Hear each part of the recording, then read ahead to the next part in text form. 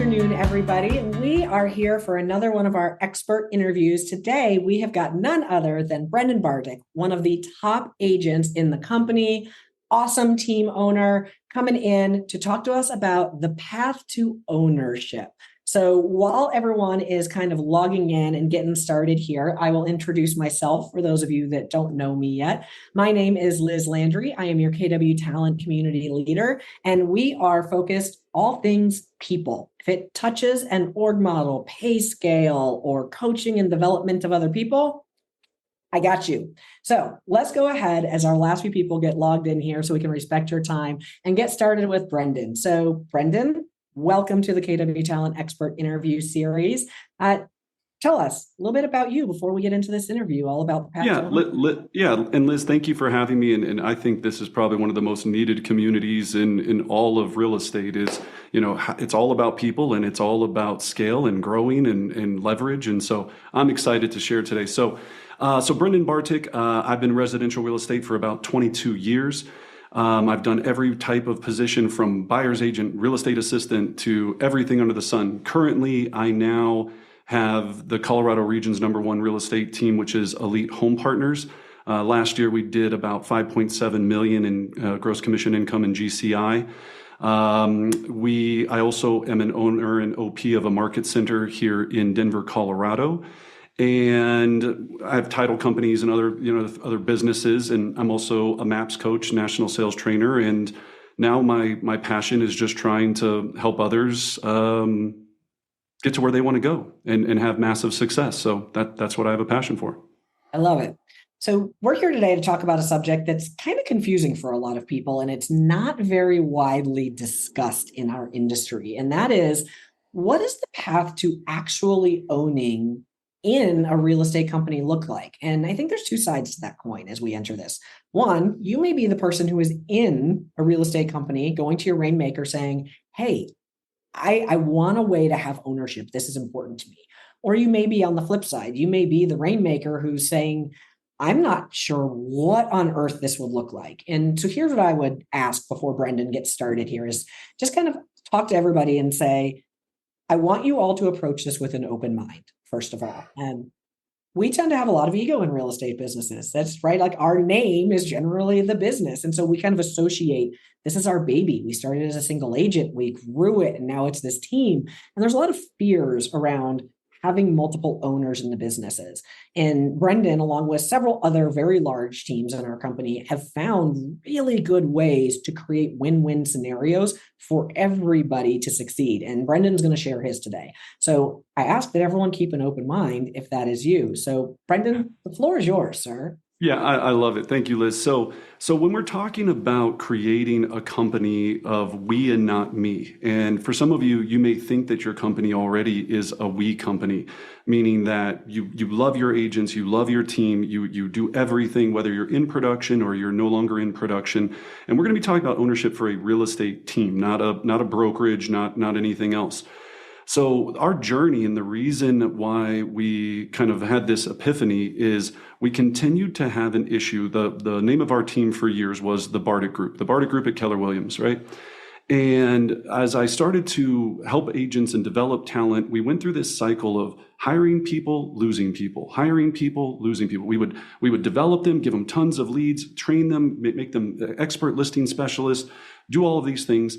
And then they would either go and do it themselves, or they would get an offer from a competing company for something that they couldn't possibly, think in their mind that they couldn't refuse. But the continued feedback that we would hear often was, this sounds like something, that again, Brendan's winning, and the money that I put into the company goes to make Brendan in his life bigger. And even though I didn't feel that that was the case, I continued to hear that feedback. So we went to the whiteboards and kind of locked ourselves in a room for a few days and said, okay, let's think this through and go, if we were to create a new hybrid of real estate team, what are the agents' problems? What are what are the issues that they have? What are the issues that we have with this, right? What is the friction that we have in our current organization? And could we develop a better way? And in that development, we went and realized that there was three things that we wanted to focus on that would make us very unique. Number one, we wanted to create an ownership program that made the company all about us and not about me or my name. Number two, we call that path to ownership. Number two, we wanted to create path to leadership. So we said, look, it's great being a 15-person, 12-person team. There's nothing wrong with that. And we were extremely profitable. Everything is fine. But we go, we're not really making a legacy for others, right? If we stay at this size, no matter how good we are, unless every agent does 400 sales a year, we're going to cap. We just couldn't get past this bigger number for our style. So we said, we want to grow, and we want to make sure that every member in the organization that's contributing to growing with us has the opportunity to be an owner of this organization and also have a path to leadership. So if they want to go from agent to launch coach to, in our world, we call them TLs, team leaders, but I know Keller team leaders are a little bit different, but more of like, we call them squad leaders in a lot of ways, right? They're like a PC coach, but they manage a group of people. Frequently, yeah, a lot of people would call that a pod leader, right? Or a pod leader. And some Yes. things, yeah. But inside of the team structure, because the team leader, we think Market Center team leader, You're exactly right. And then from there, director of sales, regional director, and so on. Very much like a Keller Williams regional structure. So, looking at that structure, we said, well, right now you can either be an agent, director of sales, or the CEO. And those were really the only kind of three paths that we had at that current time. So Brandon, you said you had 15 people at that time when you kind of decided and brought this to life. How much profit were you guys making at that point in time as a company? So we were probably like at $1.1 million at that time. And you were doing no kinds of profit share, like bonus share or anything like that? Nope. Yeah, no rev share, no profit share, none of that. It was just, Brendan making $1 million a year. Got it. Yeah, exactly. Because I followed the original model, right? Yeah. My first goal when I was at another company, I was making $1 million, but I wasn't netting. Then when I understood Keller Williams, I was like, okay, make it, net it, right? Receive it, and then give it. And so my whole thing now is receiving it, and now of course trying to get to that next, give $1 million. But in doing that, I was looking at this and I was going, okay, great. And people will be like, you're crazy for doing this. But it was still getting to the point where it was always going to be capped at that, right? I wanted to go not only for my own personal income, but I cared about the people that had worked so hard to become, do all of this with me, our internal staff, our agents. So we said, okay, path to leadership. And then the third piece that we developed was a path to passive income, which is a rev share plan. We call it G share, GCI share. So in our company, everyone's like, G share, it's like a whole thing. So it really came to life. So we took those three and we whiteboarded them out and we said, okay, what is going to have to happen for today's session? We'll talk about path to ownership. What is going to have to happen to make a true ownership option? So one of the books that I recommend if you're interested in this is The Greater Game of Business. It's a great book that talks about how to build an organization like this. But really, the model was right in front of us. Keller Williams Market Centers are open book. They are a very similar model, 100 shares. You buy in, there's a rev share model, AKA profit share. Certain piece gets divvied out. And so we looked at it and we said, well, there's a lot of things that work on that, but there's a few things that we need to tweak. So when we started to build this, we said, okay, first of all, we're going to do 1 million shares, right? And the reason for starting out with 1 million shares was we wanted to make sure that we had enough shares to, of course, be awarding to people. So we have 3 ways in our organization. You can be awarded shares, you can purchase shares, or you can earn shares. And I'll talk about that here with a visual here in a second. So we said, okay, we want to make sure we have enough that, again, even if people have 500 shares, right, out of 1 million shares, that mindset in their head switches a different gear. And that means that they have like 0.0000005% ownership of the company, right? When you're thinking 500 shares out of a million. But you award somebody 500 shares and they feel that now it's we and not you and me, mindset changes, the way that they approach everything. And then we also help people to understand what the whole business is so that we can control cost, so we can make educated decisions. But instead of me going, yeah, I know everybody wants to go to family reunion on our dime, they would look at it and go, yeah, we're not doing that unless we have sponsors, and that's going to affect our profit, and I'm not going to get the check, my dividend check that I was wanting to have. So it really switched the mindset of how people looked at the company. So It's first step interesting is, when you look at that. One of the things that I was listening to a podcast last week, and it was talking about co-op companies, like famous co-ops, like people might know, like REI co-op, right? Like privately owned companies where it's owned by the employees. Publix, for those of you in the Southeast, the great grocery store of Publix with pub subs is this way. It is a privately owned corporation, right? It's company and its employees own it. I've never worked for Publix. I cannot go buy stock in Publix. I would have to work there. And then, like in Brendan's model here, earn the right to own stock in this company. There's been lots of studies done on companies that operate this way of how much happier the employees are and how much more vested in long-term careers there people are, right? Like companies that all fundamentally could run the same, except for this one factor is different. The people are happier and they stay longer. yeah, and you're no longer an employee or an agent, you're a partner. And that word, the power of that word, partner, right? In our organization, not a single person that works with us is an agent or an admin or an employee. We are all partners, right? We are partners. We are in business together. And you're probably going, well, there's some people on my team that I don't want to have involved in that. We'll talk about that process. There's, of course, bumpers in all of this that we have to put, safety measures to make sure it all works. So in doing that, when you start out thinking, first of all, if you're even thinking about doing this, going, okay, I'm going to start with a share amount. Then you have to calculate a share value. And I'll show you a slide here in a second to calculate a share value, an initial share value. Now, before I go any further, anything I tell you, please, this is educational entertainment only. Go check with a lawyer, check with anybody to make sure, because do not hold me to this and you get sued or anything happens, right? Like this works for us. We've had a lot of success with it. We went from, I think at the time we had 12 agents. We went from 12 to 143 partners in less than 12 months. And I do believe a lot of it had to do with this program and switching the mindset. So you start with a share value, then you start with, or amount of shares, start with a share value. Then you have to think about how you're going to either award, earn, or receive those shares. And I'll show you here in a second the systems that we put into place. Now, we went to the lawyers. Of course, there's agreements, just like if you become an owner in a market center, right? There's 92-page operating agreements. There's all of these things you have. Now, again, I will say this. If you're wanting to do this, you can always connect with me offline. I'm always happy to help and try to get you into those next steps of where you're wanting to go with it. But yeah, there's going to be some front side work to really develop this. But when you look at it long term, are you trying to build a legacy company like a Publix, right? Or do you just want to forever have a team? And then what happens after that?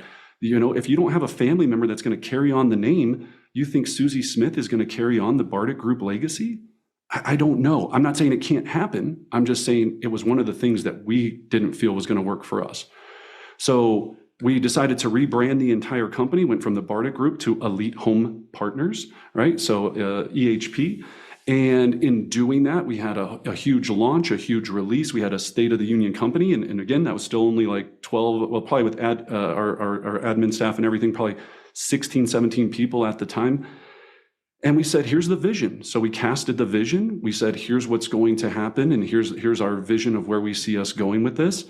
And I was telling Liz, a book that helped us quite a bit was Traction, right? We used a lot of the Traction models to really kind of develop this. And I'll share with you, kind of our vision of how this looked.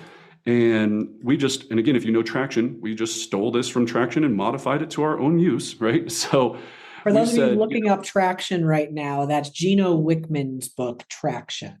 Yep, thank you. Yeah, it's amazing. So we went to this and we said, look, there's going to be 6 key components that we have to focus on. We have to have a leadership team, path to leadership, path to ownership, path to passive income. And then, of course, we have to recruit and onboard. And then we have to create a culture of gamification, right? And a lot of this ownership, not only the ownership, but the G share, it's gamification. It's getting people excited so that they know that we have this big goal. They're a part of the big goal. When they do the certain lead measures that lead to the lag measures, they get rewarded, and they get rewarded in different types of ways. So that was a big piece for us to kind of go and visualize that model. Then we said, okay, we know that we want to, first of all, be able to award shares to our partners based upon success metrics. So remember, we have 1 million shares to start the company with.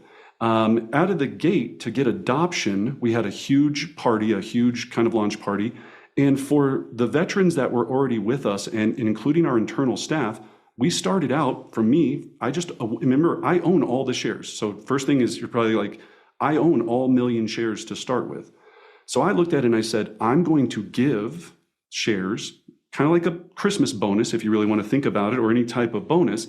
I'm going to give shares, and we had share certificates, and we handed these out because we knew if we didn't start with first going, welcome, besides this, what you're seeing here, the production levels, if we didn't immediately go, you're now part of our company, if you want to be. Now, we still had financial things we had to check through, and I'll talk about that here in a second. But people, when they received that, it was like we became a new company overnight. People now said, oh my gosh, I'm an owner in this amazing real estate organization. I see a clear vision where they're wanting to go with it. We explained the model on how, as we grow, the share value goes up. Because what we figured out, and this is the one point that Liz asked me, one of the points that I really want to nail down, one of the biggest points that we realized is it's not about unit count, meaning pure unit count, right? Some of us build Navy SEAL teams and we're going, we want 10 agents selling 50 homes. And we try to just get them there, and we're trying to shove this down their throats and go sell, sell, sell, sell, sell. And a lot of people don't want to sell 50 homes. A lot of people don't want to sell 20 homes. Some people want to sell 100 homes. Everybody's different. So if we could create a model, we have spreadsheets and show you all this. If we looked at it and we said, what we really need to do is have the average agent on our team sell 5 units a year. And when we have enough agents selling 5 units a year, then our profit and our share value will get to where it needs to be. So it came much more about building a scalable organization with the right people, the right cultural people that were part of the organization. But some of my favorite agents in my organization will sell 4 houses this year, but they do more for the team as an owner than the people that are selling 100 houses, because the people selling 100 houses don't have any more time. They don't have any time to do anything else. So I looked at that. That was my big things. I used to make sure, I was like, everybody's got to sell at least 50 houses a year to be on this team. Like we were very, standard heavy, and you have to hit your call numbers. We still, of course, have standards, but we customize it to the agent much more like a brokerage, right? Like we're a hybrid, right? We're not a team. We're not a brokerage. It's a more independent model, right? And so when you look at it, we have the independent, the dependent, and then we have the stuff in the middle. You're lean towards the independent side. Right. And the breakthrough for us, Liz, is on the dependent side of it, we of course have leads and ISAs, and we produce this, but the people that do the right things get turned on for those. When I say the right things, these are the top killer producers that are going after it. Those that get. The people that are there for like community and culture, there's ways to get turned on for our advanced levels of what we provide, right? We call it our leads program, right? So there's all kind of ways, and we learned a lot from different companies, and I went out and researched all these different things on how they were doing it. So it was able to keep our costs down, because the biggest thing that people think about when you have 150 agents, how do you afford the leads? Here's what'll blow your mind. On an average week out of our 150 agent population, 20 at most are turned on for leads. Because they did what we needed to do, right? We have a certificate kind of program every week that's audited through a virtual assistant. And it's simple things, right? You've got to do X amount of this, X amount of that. The database has to be clean with this. And you have to attend, we have our Pulse program, right? Pulse. You have to attend Pulse. You have to track your numbers, and you have to post your scoreboard. You don't do that because you got too busy, then you need a week off. You get caught up. So looking at that population, you're not spending this huge amount of expenditure, because not everybody is the same. Right? And they're fine with that, because some people don't want what the other person wants. So I think that was a big piece. So as we developed this, then we said, okay, we want to start after the initial release. And I think on the initial release for every single person, I probably did, I'll have to look back, 1,000 shares, right? So let's say that 15,000 shares out of 1 million shares were distributed to our ownership team. And when you think about 1,000,000 and then 1,000, that means that they own a very, very small fragment. But when you tell somebody that they have 1,000 shares and they're now an owner in this organization, mindset changes immediately. So then we said, okay, now we want people to become bigger owners, thrive to do more. So we said, okay, let's have our award sharing program. So anytime that you are the #1 top agent in closed GCI in the quarter, you're awarded 1,000 shares. If you're the top team leader, right, like we said, pod leader, not including your personal production, your team's production, that team leader earns 1,000. And we started out with 1 team leader, now we have 5, right? So we have squads inside that 150, and those 5 people handle those 150. And then we have launch coaches built in it. Kind of like a market center in a little bit of a ways, right? So we just built tiers, right? I come from a military background. It's like company, battalion, platoons, squads. Well, that's a little bit reversed, but it's close to that, right? So then the last one is G-Share. So we also created a rev share program that we modeled off of a new company that had come out, where anytime someone comes into our organization and you're the reason they came, you get 5% of their GCI of any deal they close. When they add 10 people, you unlock the next level. You get 5% off them, 4% off of anyone else they brought in, and it goes 5, 4, 3, 2, 1. Again, if you have interest on this, I'll send you all the stuff on it. I'm more than happy to share. But those were the pivotal things that really kind of made this whole thing come to life. So then imagine for recruiting, we don't call it recruiting, we call it attraction in our company. But for attraction, we started saying now we were having conversations with teams. We took the #4 agent at EXP here in Colorado. He joined with his 6-person team, absorbed him into our company. He became an owner. He received additional shares because he was already doing over 1 million in GCI with his team. So now we go, look, because he was stuck. What you don't realize is a lot of people hate being a 6-person team owner. Not hate, but they're getting frustrated because it's hard, it's exhausting. You're putting your heart and soul into it. We go, and they're not breaking through that natural ceiling of achievement. And a lot of them don't have the desire to do what needs to be done to break that natural ceiling of achievement too. And so they just keep hitting their head. It's really hard. It's really hard. I lived it for years, right? So we go, use our infrastructure, become part of our entire, organization. You're going to have long-term legacy. You're going to be an owner. Your team members are going to be happier. You don't have to put on the weekly team meeting. You don't have to do the gamification. You don't have to get the printing materials and deal with the director of marketing. You don't have to do any of that. All you got to do is come and lead and be a good person and help your people succeed. So that gave us the ability to really start attracting better and higher quality talent so that we could start absorbing team owners or even top producing individual agents that were just tired and didn't see an exit strategy. The word that I use in any of these meetings is I go, and I got this, and Liz knows Jordan Freed very well.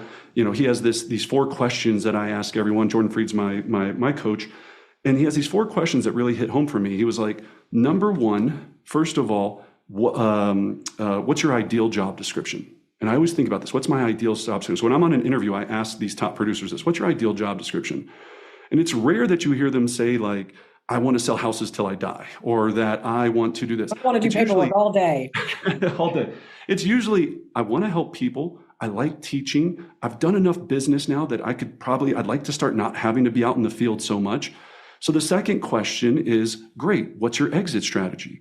And I guarantee you 98% of this population does not have their exit strategy crystal clear.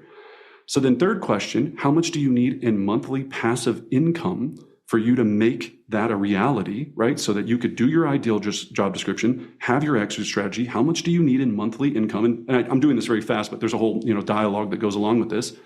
And number 4, what system or organization are you attached to make all 3 a reality?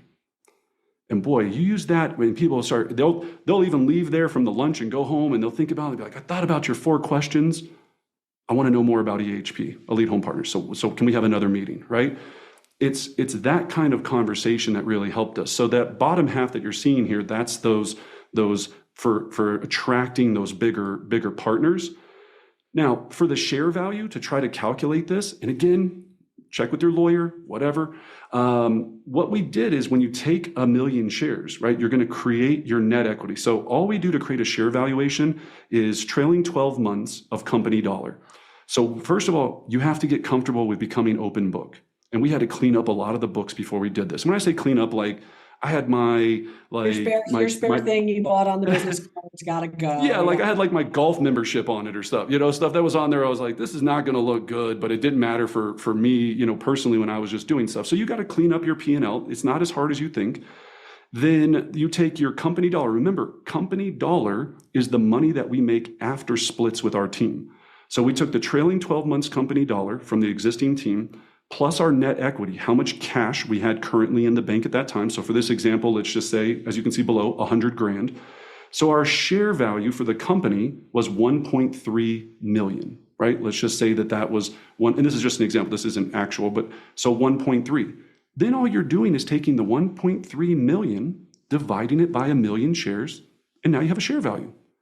And that share value might be 88 cents to start with. It might be 92 cents, right? Right now, I think we're at $3.16 a share, right? So it obviously has grown as this whole thing has happened. There's, of course, a share value memorandum that explains all this. And then, of course, there's a variety of agreements that have to go along with it. Now, in the ownership process, we start every conversation with a non-disclosure agreement. We have a standard NDA. So before I meet with the team and show them projections, show them anything about share ownership, they have to sign off on that. Then we go through our ownership program review, which again is just like a 30-minute webinar explaining, I don't know, if you've got pitched on buying anything, a timeshare in Florida, right? Like you kind of go through and explain this process. We have an ownership interview. So I have standard questions that I ask to make sure, hey, especially if they're purchasing shares. We've had agents on our team that made maybe 50 grand a year and they're so excited. They're like, I want to purchase shares. And I'm like, well, how much do you have in savings? They're like, I don't know, like $1,500. I'm like, yeah, no, you shouldn't be purchasing shares right now. Let's do the Dave Ramsey plan and get your emergency fund to where it needs to be. So not everybody can do it. And I told Liz earlier, with that awarding process, if we don't feel that they qualify for shares, we just pay them out in cash, the bonus for what the share value is at that time. So you don't have to you're never locked into having to give anybody shares ever. It is your company.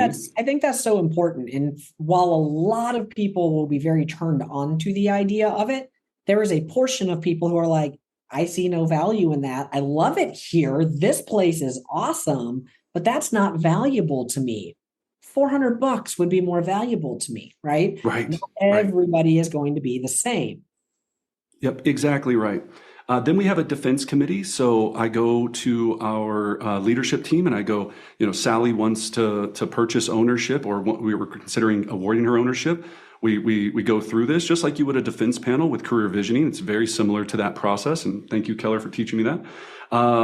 Then we send over the purchase agreement and then payments received. And then we celebrate ownership at the next organizational meeting, right? The next team meeting. And it's a big deal, right? It's a big deal. And we make people feel very special. You can put owner on your signature line and your email address, right? It's these little things that just will make people go to war for you. And that's not the right answer, but go to bat for you. I don't want them to go to war, right? So with that, building the ownership model, right? You're going to have a purchase agreement, rev share process, right? I do think without the rev share, this also wouldn't work, because if you don't have a rev share process, meaning a way to attract and grow, you could have an ownership group, but if you're not going to grow and scale, there's no real reason to have an ownership program, because you're never going to get the share value to increase to an amount like Keller Williams has, right? You gotta get to a certain, just like any market center. Market centers that are 100 agents, they struggle unless they're, have a $70,000 cap or something. And I also know people that are playing around with this in smaller markets that are doing that and doing different things with it. But you really need to scale. Now, whatever scale means to you, but it doesn't mean you might not want to do an ownership program for 5 agents. I just don't see if that's your plan to stick with having 5 here would be my agents. question on that as well, right? So the revenue share does the attraction. You started with 12 agents, you're 12 team members, you're like 150 now. How long is the time frame from your 12 to your 150? Less than 12 months. So once we launched this, it was in less than 12 months. You went from 12 to 150. And out of that 150, how many are EHP owners? How many hold shares? Right now, 29. So 29 out of 150 hold shares. Correct. And so that means that there's 120 people out there that don't. Yeah, and that either don't want to or are working their way into it, or figuring out their financial situation. I mean, they got to put braces on, Sally or whatever it is, all different things.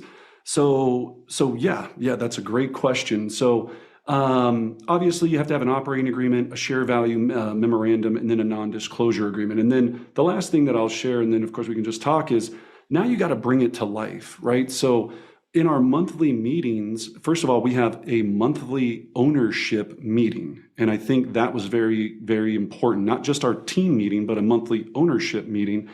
So we, of course, get into a room. Now we're doing it Zoom a lot of times, but we try to at least alternate to in person if possible or via Zoom. We start out, of course, with shout outs, positivity. Then we created, and I'll show you here in a second, we created our own multi-year trend for our team, right? I just modeled this off of Keller. And if you don't know what a multi-year trend is, I'll show you here in a second, but it's just a several page analysis of the organization that shows them, because we're open book, exactly what's happening. Here's how many people we brought in. Here's how many listings we closed. Here's how many buyers we closed. Here's all of this. Here's what our expenses were. And here's what we made in net owner profit this quarter. So you can calculate your share value versus what the profit was. And I'll talk about how we divide out profit just in a second, because you're going to want to build reserves in the beginning. I'll talk about that in just a second. So we go through the multi-year. Of course, you have to show them a balance sheet because, again, they're owners in your company. The share valuation update. So we show them the share calculation and where the share was last quarter. We only revise the share calculation once every quarter. So it doesn't happen like on the stock exchange every day. It doesn't go like, right? We go back, look at the last quarter, do that process that I showed you earlier. That establishes the share value. Then quarterly distribution projections. So we let them know here's what the check that you're going to be receiving. And then IDS is just issues, discussion, solved. So what issues are you guys seeing with us as an organization? Let's take a few minutes to discuss them. And then let's think about ways that we can solve them. So now it's we, and not me, me, me. So the last thing I'll just show is that sample multi-year trend, right? But this is easy. We just took it from Keller and we just modified it for our team. Now, you might think you have one of these in Keller for your team, and you kind of do, but it doesn't have all of the details like profit and all of those things. We have some that are built into Keller that just shows us like, we did this many sales, we have this many people on our team, and we sold this many houses. So that made it very easy to help people also become more buy-in because they knew everything was open book. It wasn't like, for years I did like a profit share thing, or not for years, when we did this, like for my internal staff, we followed the MREA. And I love that model in the MREA to doing a profit share disbursement. But a lot of times the issues that we found with it is they're going, well, Brendan, you decided to have the big end of year party. So now I'm making less because you decided to have that party. And I'm like, yeah, I like to party. Like, I don't know what to tell you, right? And so that didn't work. So this has now become the process, and yeah, that's how we've done it, and that's how we've grown. So let me ask you on that. So there's quick growth on there. For anyone who was looking at those numbers on that multi-year trends that Brendan shared on there, you can see where it went from 30 deals, 40 deals, 50 deals to 150 deals on there. How, as the person kind of leading this ultimate charge on there, how abrupt has that been in a year for you? Rapid growth. Yeah, rapid growth. And what it really made us have to do very quickly is build out the leadership team, right? So we went from I was the director of sales with the old team. There was no director of sales. There was no director of lead gen. We didn't have certain roles of in the organization. So it was red light, green light. We made a certain profit goal, and we said when we surpass that profit goal, then that's going to open up another level of money to hire the next level of leadership. And the whole ownership team understood that as we started out. So when we're talking about quarterly distributions, the first thing I want you to make sure, if you even have any desire to do this, is you want to build up immediately 6 months of reserves, meaning 6 months of your expenses that if all the whole world comes to an end and we can't sell houses. Zero sales, that you could pay everybody and be fine for the next 6 months. So in doing that, we didn't pay out 100% to distributions every quarter. We held back 50% of the profit until we got to that threshold. Now we pay out 75%. We still put 25% under the pillow or in the bank every single quarter to make sure that we're always safe. And of course, that affects the share value. And I keep telling them, you still own that money, right? You own that money, even though we're saving it because you're an owner. It's part of the shares, right? So it's not like I'm just keeping it secret somewhere. So yes, so as you start to build that out, you want to make sure that you're cognizant of that. But you're exactly right, Liz. Building that leadership team was fast and scary, made a lot of mistakes. We had TLs that, in our world, pod leaders that shouldn't have been pod leaders, that were in it just for the money, and they were like, whatever. We had, just like anything, you want to make an omelet, we got to break some eggs, and we definitely broke some eggs. But I think as we look at this next evolution, we're now looking at it going, okay, we are in 3 market centers here locally.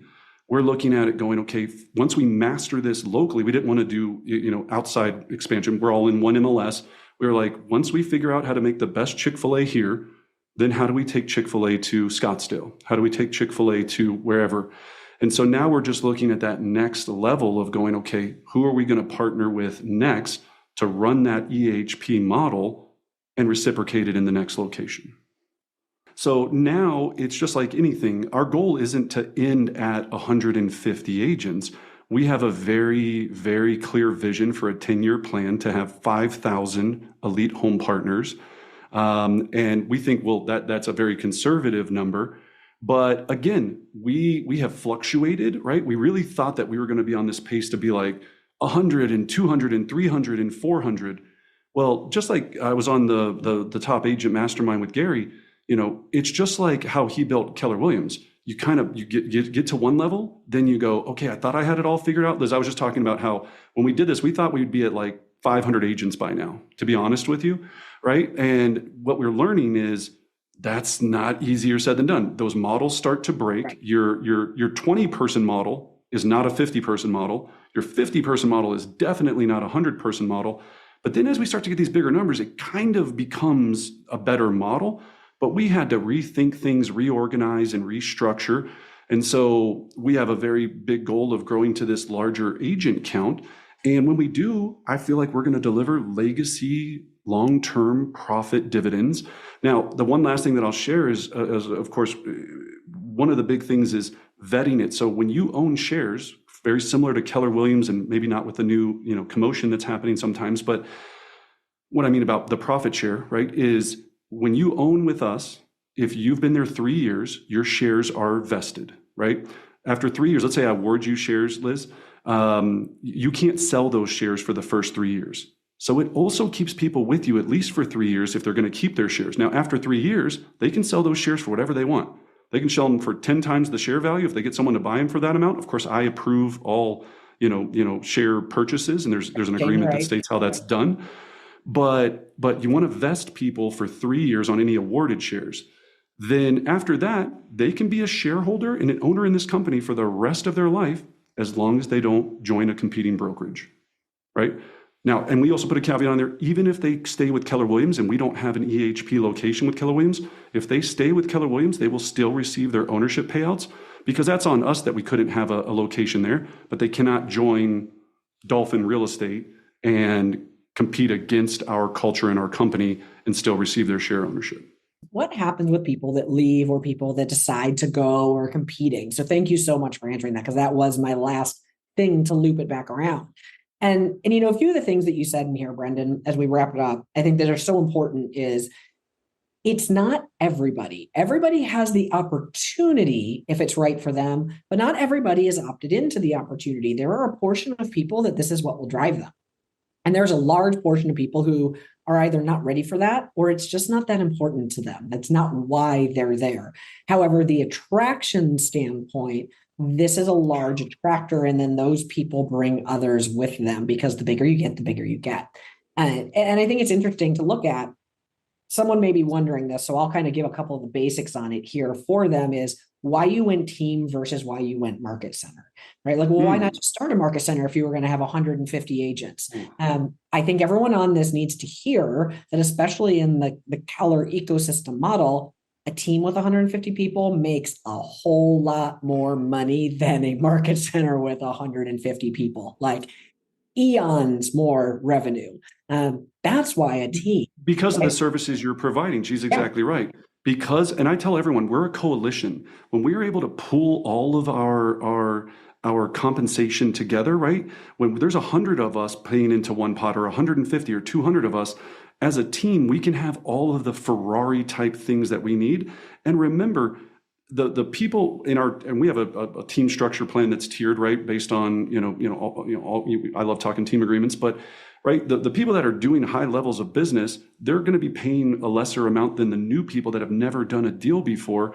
But we make probably, I would say, 80% of our revenue off of people that are making their first 0 to 10 transactions, right? Because it takes the most time when it's not scaled correctly. But when we do that, that's why there's enough money to be able to do all of these things that we want to do as a coalition, instead of we've got 6 agents on our team and we're scrounging to figure out how we're going to have a happy hour. Yeah. And it's at scale, this works. And you said it earlier, if you got 6 people, this probably isn't going to work for you. This is a at scale is one of those important things. And that's the model based off of what Brendan did. That doesn't mean you can't do something similar in a smaller model and make it work. It just looks differently, right? It just looks differently. Yeah, Liz, So I get Brendan, people that are like, so because Liz, some people are like, I'm in Vail and there's 300 people in our entire, MLS. And I go, I completely understand. Take the concept and just customize it to your needs if you want to go this route. But a big thing is you might have to let go of the name. That's a big thing. It was hard for me too. Everyone's like, everyone knows the Bartic Group. I was like, nobody knows the Bartic Group. I was like, I talk to people that don't know what Keller Williams is. You think they're going to know what the Bartic Group is? Like, I was like, give me a break. That's ego. That's not reality. So yeah, that's a hard I love thing when people ask me, they're like, create. where do you work? Keller Williams. What's that? Keller Williams Right? Realty. Never heard of them. Are they local? Yeah. Just, largest real estate Yeah. company in the world. Ego is a tough thing. It's just It's fighting that ego. It's just nothing.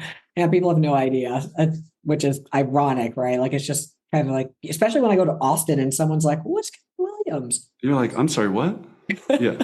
Yeah. Yeah. Exactly. So yeah, right, make Brendan, it about what's your me. mic drop? What's your one thing that you would leave everybody with so we can let these folks get back to their day of selling houses? And it's going to sound cheesy, but it's straight from the MRA. Think bigger, right? Think bigger. Just constantly think bigger. I was scared too. I'm scared every day. I'm not gonna lie. I'm scared, right? It's scary, but that I would rather be scared and build something exciting than I think sometimes we get really tunnel visioned and we're like, we want to be number 12 in our MLS and we want to be blah, blah, blah.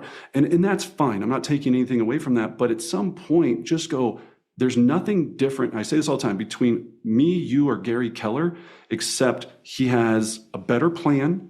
He had a better plan. He had a better 5. He always says his 5 are better than my 5, and he's right, right? And he has the right people built around them. And then just decide on what model, what problems do you want to have? I didn't want to have Navy SEAL problems. I wanted to have Navy problems. Yep. And that was the big difference for me. Yep. Which set of problems do you want to have? There's a billion different versions of a model. They all come associated with a set of problems. It's not no problems. It's just which set. Yeah. And if anyone needs any information, just email me at info@brendanbartic.com or just brendanbartic.com. I'm an open book. I will help you and send you anything I can if you're even considering this. But yeah, and of course with lawyers' approval. Well, and Brendan, we will be emailing you to collect all of that to put with this video as well, whatever we can on there with your approval and your lawyer's approval, obviously, as well. Thank you so much for this interview. This is fantastic. And I love the transparency. And this is not something that a lot of people want to share about because it usually is messy and it's dirty behind the scenes and it's complicated. And the transparency of it and the ability to go, hey, look, this is what it looks like to actually do this. And here's a framework for it is so powerful to somebody who in the back of their head knows they want to do it, but just didn't know how to take the next step. That's huge. So thank you so much. And thank you, Angela, for stepping in while my internet flew the coop today. It's always good to have the support behind the scenes. This is what makes it go round, right? That's it. All right, Brendan, thank you so much. We will see you. Thank you. Thank you, everybody. Have a great day. Thanks, everyone. See ya.